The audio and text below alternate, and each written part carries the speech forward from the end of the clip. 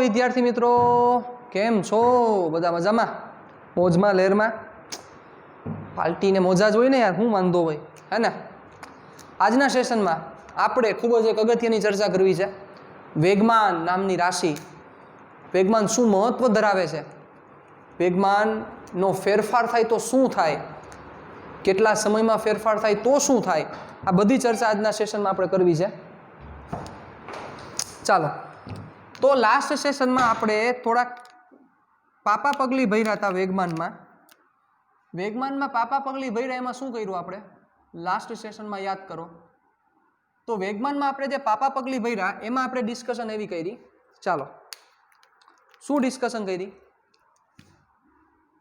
કે what is the momentum P is equal two m into v, એનો એકમ ભણી ગયા અને એ બધી ચર્ચા નાની નાની ચર્ચા કરી આપણે. ચાલો, તો વેગમાન શું છે? તો કે વેગમાન નામની રાશિ વ્યાખ્યાયિત કરવાનું કારણ શું છે? વેગમાન શું સૂચવે છે? વેગમાન છે એ વેગ કરતા વિશેષ મહત્વતા ધરાવે છે. કેવી રીતે મહત્વતા ધરાવે છે આપણે વિચારીએ, થોડુંક સમજીએ કે વેગમાન છે એ એક પ્રકારની અસર છે. સાહેબ, વેગમાન છે એક પ્રકારની અસર છે કે જે અસર કોઈ પદાર્થ પોતાના દળ અને પોતાના વેગને લીધે ઉત્પન્ન કરે છે. પોતાના દળ અને પોતાના વેગને લીધે ઉત્પન્ન કરે છે. કોઈ પદાર્થ રહેલો છે કે જે પદાર્થ પાસે દળ છે અને એ પદાર્થ કોઈ વેગથી ગતિ કરે છે, તો એક પોતાની એક અસર ઉત્પન્ન કરે છે, એક ઇફેક્ટ ઉત્પન્ન કરે છે. જેનું એક નાનકડું આપણે એક્ઝામ્પલ લઈએ. વિચારો, કોઈ એક વ્યક્તિ છે, ચાલો એ વ્યક્તિ એક બિલ્ડિંગના નીચે ઊભો છે અને અહીંથી બે વસ્તુ મૂકવામાં આવે છે કે એક વસ્તુ નાનકડી છે ને એક વસ્તુ મોટી છે. ચાલો, આ બંનેને મુક્ત કરવામાં આવે છે. મારો પ્રશ્ન એ છે કે આ બંને વસ્તુમાંથી કઈ વસ્તુને ઝીલવી, એટલે કે કઈ વસ્તુને પકડવી સહેલી પડશે, કે કેને તમે સરળતાથી ઝીલી શકો, સરળતાથી ઝીલી શકાય, કઈ વસ્તુને વિચારો. વસ્તુ નંબર 1 કે વસ્તુ નંબર 2, કઈ વસ્તુને તમે સરળતાથી ઝીલી શકશો? ચાલો, પ્રશ્ન એ છે. સિમ્પલ છે, ઓબ્વિયસ છે, બટ ઓબ્વિયસ છે. તમે કહેશો કે સર ઓબ્વિયસ છે ને, કે સર આ પહેલી જે વસ્તુ છે આ પહેલી વસ્તુને જ ઝીલવી સરળતા રહી અને અમે એને સરળતાથી ઝીલી શકીએ. શું કામ? તો આ બંને વસ્તુ છે, આ બંને વસ્તુના વેગ સરખા જ હશે, કારણ કે ઇક્વલ હાઈટ ઉપરથી એને તમે મુક્ત કરેલા છે, બંનેના વેગ સરખા જ હશે. તેમ છતાં આનું દળ ઓછું છે ને આનું દળ વધારે છે. દળ વધારે હોય તો તમારે એને ઝીલવું અઘરું પડશે. એનો મતલબ કે બચ્ચા વેગ સરખા છે, તેમ છતાં બંને વસ્તુને તમે સરખી રીતે ઝીલી નથી શકતા. કારણ, માત્ર ને માત્ર કારણ આનું દળ છે એ આના કરતાં વધારે છે.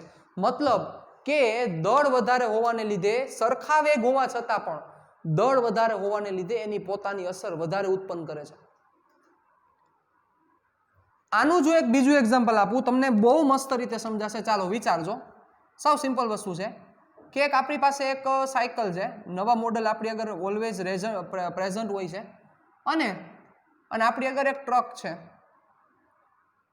આ બંને સાયકલ અને ટ્રક બંને 30 મીટર પર સેકન્ડની સ્પીડથી ગતિ કરે છે. Both are moving with 30 metre per second velocity, speed. ચાલો, સિમ્પલ તમારે શું કરવાનું છે ધ્યાન આપજો. તમારે કરવાનું છે એકવાર સાયકલની સામે ઊભા રહી જાઓ અને એકવાર ટ્રકની સામે ઊભા રહી જાઓ. ચાલો, સાયકલની સામે તમે એકવાર ઊભા રહી ગયા, એકવાર ટ્રકની સામે ઊભા રહી જાઓ. તમારે શું કરવાનું? સાયકલની સામે તમે એકવાર ઊભા રહી જાઓ. શું તમારું વસ્તુ તૂટે છે એટલે તમે લખશો એક પગ ભાંગો, બીજામાં લખશો તો કે એક હાથમાં એક આંગળીમાં આટલો વાંધો આવ્યો, ત્રીજામાં તો કે વાહો દુખે છે. આ બધું તમે લિસ્ટ બનાવ્યું. આ કેસમાં તમે લખવા જેવા જ નહીં રહ્યો, કારણ કે હશો જ નહીં. સમજો તમે, સમજે કઈ વાત છે?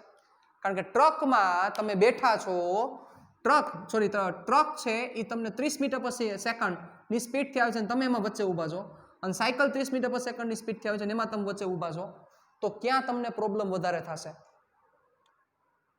સાહેબ, બંનેની સ્પીડ સેમ છે, તેમ છતાં તમે સમજી શકો છો કે આ અસર વધારે આપશે, કારણ કે દળ એનું વધારે છે. મતલબ momentum is nothing but that is the one type of the effect which is created by the object due to mass and as well as the velocity. એટલે કે દળ અને વેગને લીધે પદાર્થ વેગમાન ઉત્પન્ન કરે છે, દળ અને વેગને લીધે. અહીંયા દળ સમાન છે? નહીં, વેગ સમાન છે પણ દળ વધારે હોવાને લીધે ઇફેક્ટ મોટી આવી. આની જગ્યાએ સાહેબ હવે સમજો કે એ જ સાયકલની જગ્યાએ એ જ તમારી સાયકલ, પણ એ જ સાયકલ જો 60 મીટર પર સેકન્ડની ઝડપથી ગતિ કરતું હોય અને વ્યક્તિ વચ્ચે ઊભો રહે તો હવે આના કરતા લિસ્ટ ઓબ્વિયસ છે મોટું જ બનવાનું છે, તૂટવાનું. શું કારણ છે? ચાલો પ્રશ્ન અમારો છે, શું રીઝન છે કે શું કામ આ લિસ્ટ મોટું બનશે? આ કેસમાં તો દળ સમાન હતા પણ આ કેસમાં વેગ વધારે છે. એનો મતલબ કે જે અસર ઉત્પન્ન થાય છે એ અસરમાં વેગ પણ બહુ અગત્યનો ભાગ ભજવે છે. જો વેગ વધારે હશે તો અસર વધારે અનુભવાશે, વેગ ઓછો હશે તો અસર ઓછી અનુભવાશે. દળ પણ એવડો ભાગ ભજવે છે. દળ વધારે હશે તો ઇફેક્ટ વધારે અનુભવાશે. મતલબ વેગમાન છે એક એવી રાશિ છે કે જે રાશિ પદાર્થ કોઈ દળ અને પોતાનું વેગમાન, દળ અને જે વેગ ધરાવે છે એ વેગને લીધે કેવડી અસર ઉત્પન્ન કરે છે પદાર્થ. વેગના તો તમને કયો એટલા હું તમને એક્ઝામ્પલ આપું, વિચારો. એક તમે બુલેટની ગોળી લઈ લ્યો, મતલબ કે કોઈ બુલેટ લઈ લ્યો, એટલે કે કોઈ ગન છે એ ગનની તમે બુલેટ લઈ લ્યો. એ બુલેટ હોય કેવડી બચાવ, એ પથ્થર જ છે, કાંઈ નવીન નથી. પણ એ જ પથ્થરને તમે જ્યારે હાથથી ફેંકીને આમ મારો તો કેના જેવું લાગે? કોઈ વ્યક્તિને સામે હાથથી ફેંકીને મારો તો એને કેના જેવું લાગે? કોકે પાણકો ફેંકીને માર્યો કેવું એવું લાગે. તેની જગ્યાએ એ જ બુલેટ તમે જ્યારે ગનમાં ચડાવીને તમે ટ્રિગર દબાવીને મારો તો ઓલો વધે નહીં, શક્યતા છે. ઓલાને જેવું ન કરતે એવું લાગે, ઓલાને એવું થાય કે હું હતો કે નહોતો, શક્યતા છે. શું ફેર છે? બેની વેલોસિટી ચેન્જ છે, બેના વેગ જુદા જુદા છે. એ વેગ જુદા હોવાને લીધે આ વસ્તુ છે. દળ સેમ જ હતા, બંનેમાં નાનકડા દળ જ છે, પણ એનો વેગ એટલો વધારે હોય સાહેબ, એનું મોમેન્ટમ એટલું વધારે હોય, એના લીધે વિંધી નાખે. બહુ અગત્યની વાત છે, સમજવા જેવી છે. તમે જુદી જુદી બુલેટ જોયેલી હશે. જુદી જુદી બુલેટના વર્કિંગ જુદા જુદા છે. વિચારો, હેન્ડગન યુઝ થાય, શોર્ટગન યુઝ થાય, સ્નાઇપર યુઝ થાય, બધાના વર્કિંગ ડિફરન્ટ છે, બધા જુદી જુદી રીતે વર્ક કરે છે. તમે શોર્ટગનમાં તમે જે બુલેટ જોયું તો બુલેટનો કારતૂસ મોટો હોય તો એ લોંગ રેન્જ સુધી ન જઈ શકે બચ્ચાઓ. વધારે વેગ ધરાવે છે પણ એ લોંગ રેન્જ સુધી ન જઈ શકે. શું કામ ન જઈ શકે? કારણ કે દળ વધારે છે, વેગ એટલું જનરેટ થાય પણ લોંગ રેન્જ સુધી એટલે ન જઈ શકે. દળ વધારે હોવાને લીધે એને અવરોધ પણ એટલો એપ્લાય થાય સાહેબ, અવરોધ પણ એપ્લાય થાય એટલો. આ વસ્તુ સમજવા જેવી વાત છે.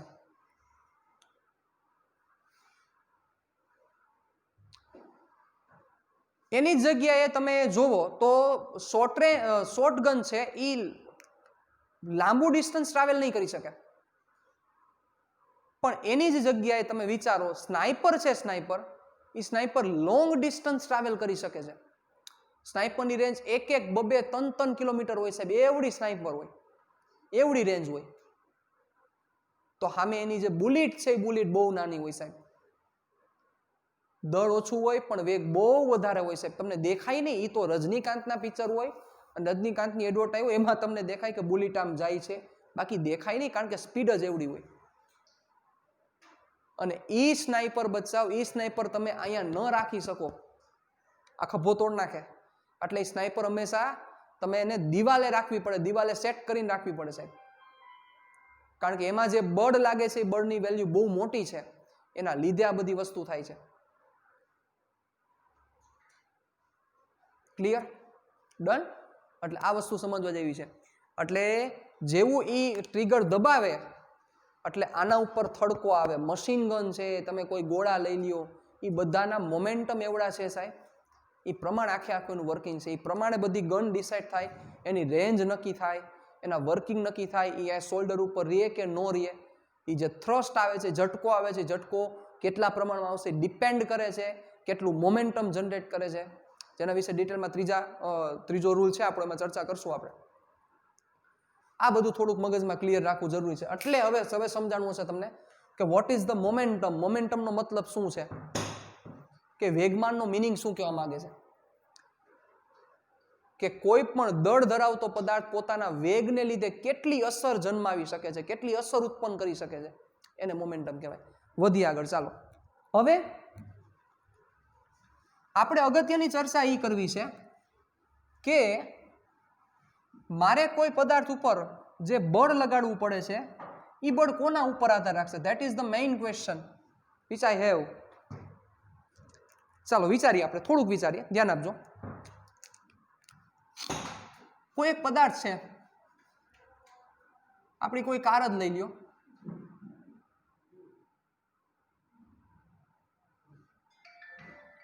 આ કારની સ્પીડ 0 છે.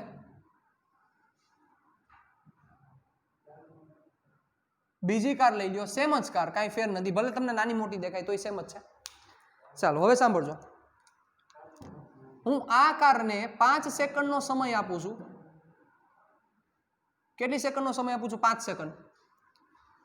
5 સેકન્ડમાં મારે આની સ્પીડ જોઈએ છે 20 મીટર પર સેકન્ડ.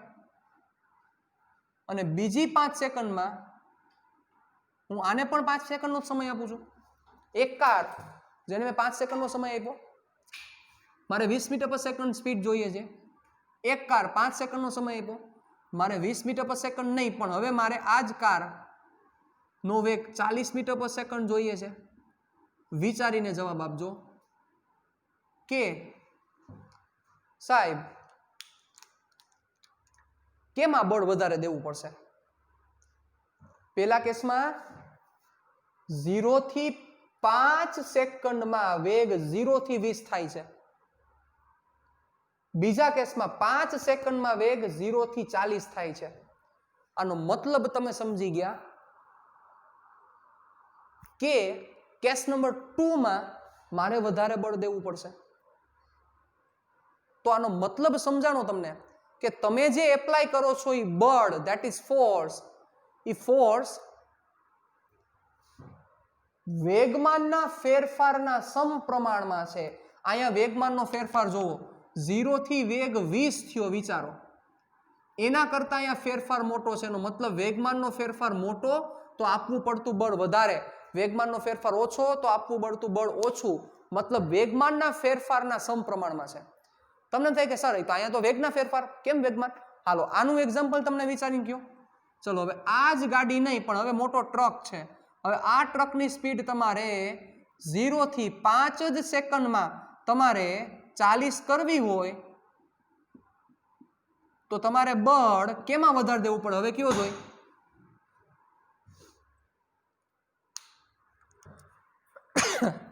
હવે તમારે બળ કેમાં વધારે દેવું પડે? આ કેસમાં વધારે દેવું પડે કે આ કેસમાં? આ નાનકડી આપણી કાર હતી અને અહીંયા મોટો ટ્રક છે, એને હું 5 જ સેકન્ડ આપું છું. એને હું 5 સેકન્ડ આપું છું અને એનો મારે વેગ 0 થી 40 કરવો છે. તો અહીંયા સપોઝ હું જેટલું બળ લગાડું છું એના કરતાં ઓબ્વિયસ છે મારે અહીંયા વધારે બળ લગાડવું જ પડે. એટલે દળ ઉપર પણ આધારિત છે. એટલે હું વર્ડ બોલ્યો કે વેગમાનના ફેરફારના સમપ્રમાણમાં છે. એટલે કે લાગતું બળ F પ્રોપોર્શનલ ટુ ડેલ્ટા પી. મતલબ કે લાગતું જે બળ છે પરિણામી બાહ્ય બળ છે, કારણ કે અહીંયા F જે લેવાનું છે ક્યુ બળ લેવાનું છે, પરિણામી બાહ્ય બળ. પરિણામી બાહ્ય બળ છે વેગમાનના ફેરફારના સમપ્રમાણમાં છે. વેગમાનનો ફેરફાર મોટો, લગાડવું પડતું બળ વધારે. વેગમાનનો ફેરફાર વધારે, લગાડવું પડતું બળ ઓછું. ઊંધું બોલ્યો. વેગમાનનો ફેરફાર મોટો, લગાડવું પડતું બળ વધારે. વેગમાનનો ફેરફાર ઓછો તો લગાડવું પડતું બળ ઓછું. હવે આપણે બીજી વસ્તુ કરીએ, સમજીએ. ચાલો વિચારીને મને કહેજો.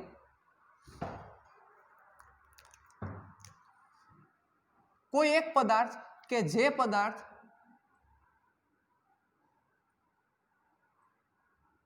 ચાલીસ મીટર પર સેકન્ડની સ્પીડથી જઈ રહ્યો છે. હવે સાંભળજો, બહુ સમજ જેવી વાત છે. એ પદાર્થને આપણે ઊભો રાખવાનો છે.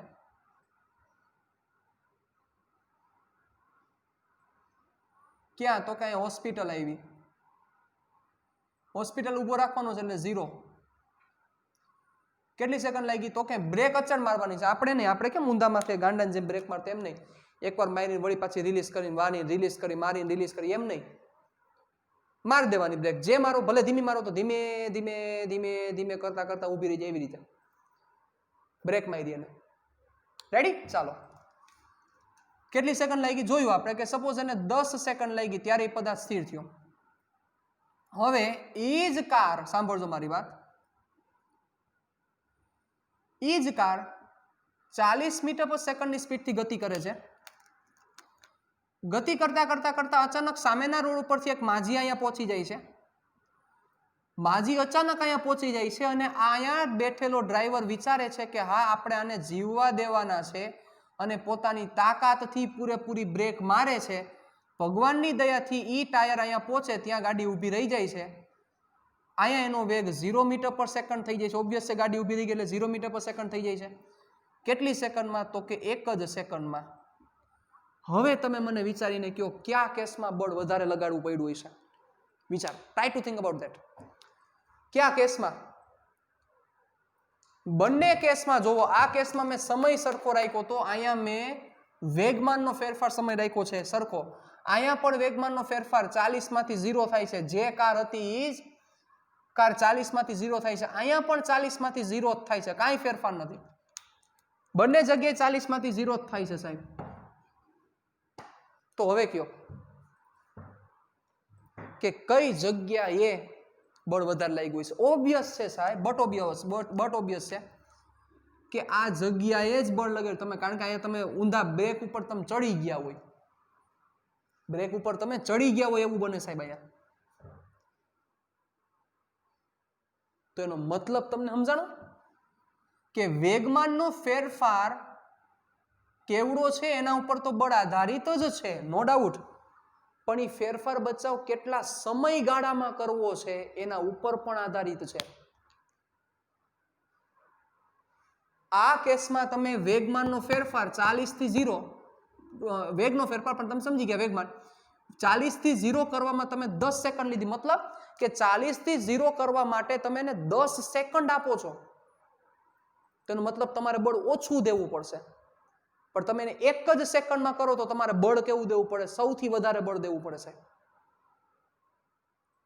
ઇટ મીન્સ કે લાગતું બળ છે એ આ કેસમાં વધારે છે, આ કેસમાં ઓછું છે. મતલબ લાગતું બળ સમયગાળાના વ્યસ્ત પ્રમાણમાં છે. It means F proportional to 1/Δt.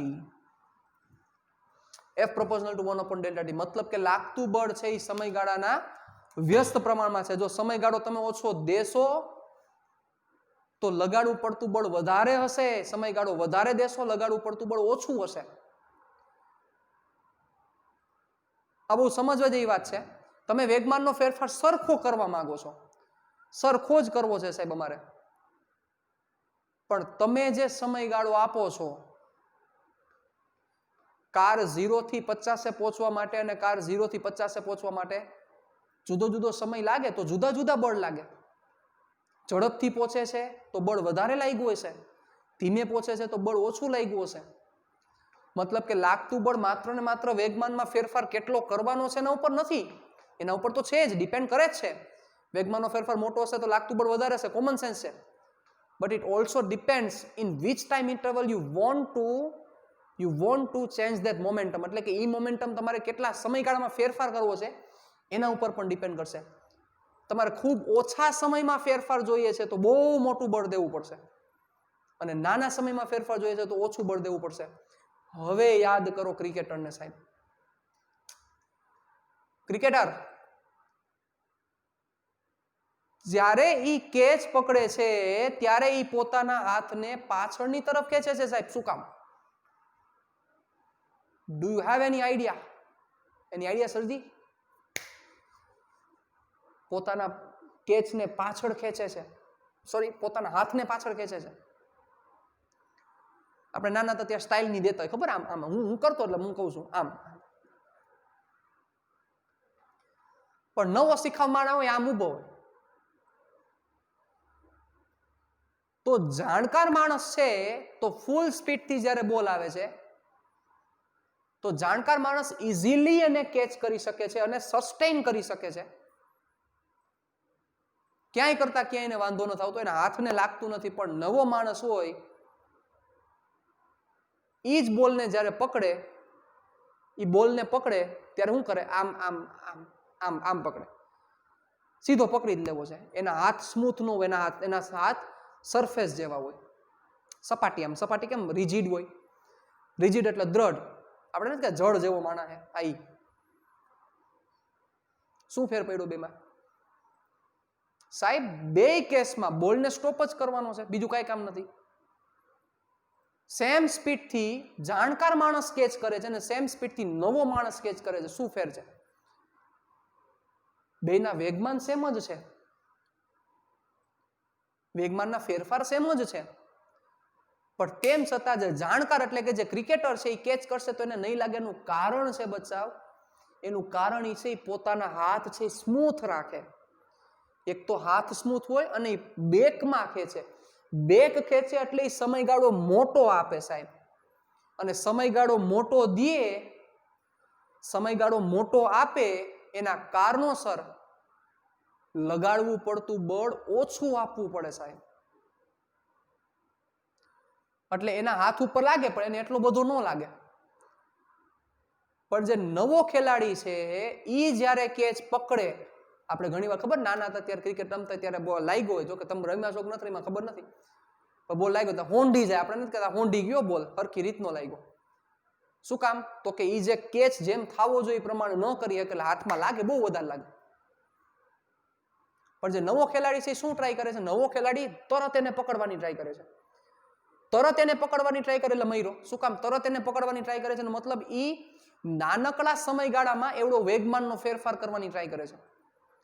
વેગમાનનો ફેરફાર જાણીતાએ કર્યો, નલા અજાણ્યાએ કર્યો, પણ ઓછા સમયમાં વેગમાનનો ફેરફાર કરવાની ટ્રાય કરે છે. એના કારણોસર એને બળ વધારે લગાડવું પડે છે. અને ઓલા લાંબા સમયે ફેરફાર કરે છે, સમયગાળો વધારે દે છે તો બળ ઓછું લગાડવું પડે છે. સિમ્પલ વાત છે. Clear? Ready? Over and out? Done. ચાલો, તો આનો મતલબ આ બંનેને આપણે કમ્બાઈન કરી દઈએ તો બહુ અગત્યનું સૂત્ર આપણને મળશે સાહેબ.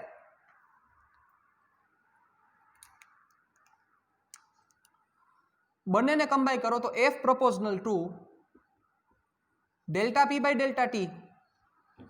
પ્રોપોર્શનાલિટી કેન્સલ કરી નાખો તો F is equal to K delta P by delta T. ચાલો બધું ઉડાડીને હું તમને વ્યવસ્થિત રીતે લખી દઉં. ચાલો ધ્યાન આપજો.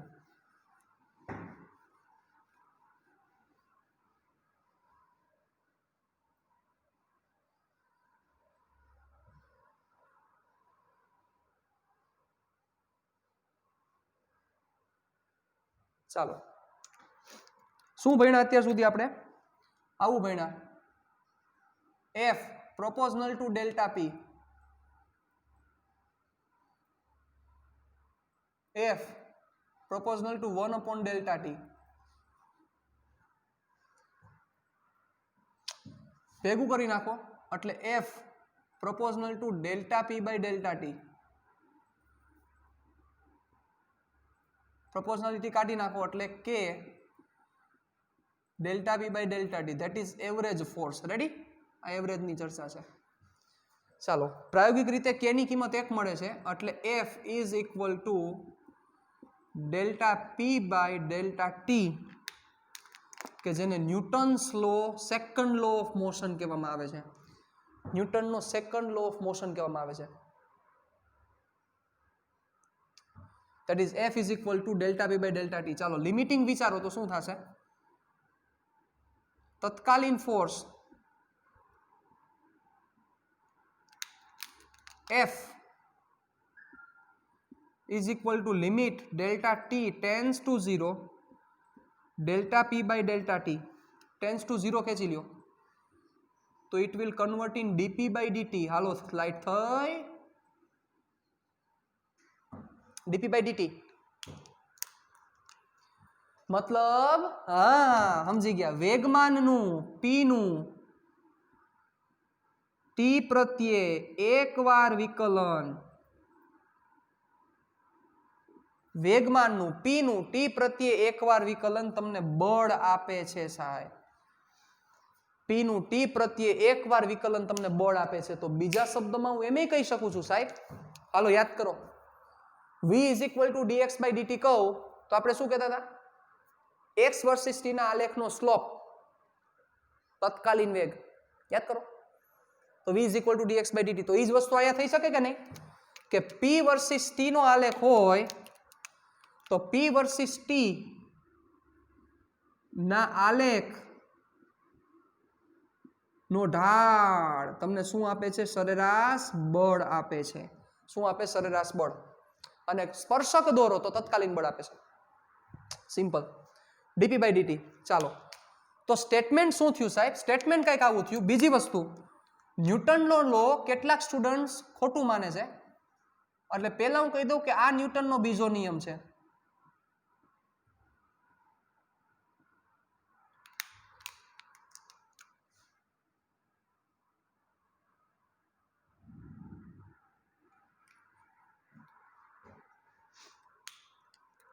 ચાલો આ ન્યૂટનનો બીજો નિયમ છે. જે ભૂલ કરે છે એ તમને સમજાવું, વાર છે, 2 મિનિટ આપણે ચર્ચા કરીએ. ચાલો હવે અહીંથી સ્ટેટમેન્ટ લખવું હોય તો શું થશે? પદાર્થના વેગમાનમાં થતા ફેરફારનો સમય દર, પદાર્થના વેગમાનમાં થતા ફેરફારનો સમય દર તેના પર લાગતા પરિણામી બાહ્ય બળ જેટલો હોય છે. પદાર્થના વેગમાનમાં થતા ફેરફારનો સમય દર, આના ઉપરથી જ બોલવાનું છે. ન્યૂટન સાહેબે પહેલા નિયમમાં, યાદ કરો પહેલા નિયમમાં શું સમજાવ્યું? What is force? ફોર્સ ક્યારે પ્રેઝન્ટ થાય? પણ પહેલો નિયમ એટલું નથી કહેતું. પહેલો નિયમ એ નથી સમજાવતું કે ફોર્સની વેલ્યુ શું છે. પહેલો નિયમ એ તમને સમજાવ્યું નથી કે ફોર્સની વેલ્યુ શું છે. એટલે ફોર્સની વેલ્યુ બીજા નિયમ આપી. બીજા નિયમે તમને ફોર્સની વેલ્યુ સમજાવી કે ફોર્સની વેલ્યુ કેટલી થાય. તો શું કીધું કે પદાર્થના વેગમાનમાં થતા ફેરફાર નો સમય દર તેના પર લાગતા પરિણામી બાહ્ય બળ જેટલો હોય છે અને આ ફેરફાર પરિણામી બળની દિશામાં હોય છે.